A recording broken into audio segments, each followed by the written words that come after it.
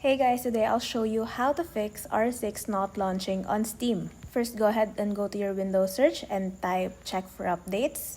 And then just go ahead and check if you have updated your PC, or if you haven't, just click check for updates. Next, on your Windows search again, type NVIDIA. If you don't have this, just download it online. Then go to your drivers. Make sure your driver is game ready driver. And if you haven't updated there too, just click on update or download the latest update of your drivers.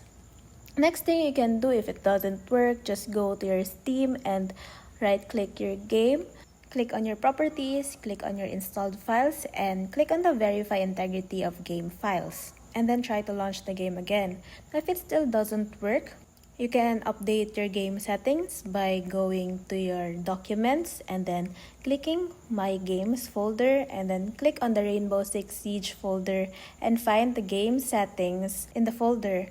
Now once you're there, find display settings and find window mode. Change 0 full screen to 2 full screen and save it, and then just go ahead and launch the game again. Hope this helps!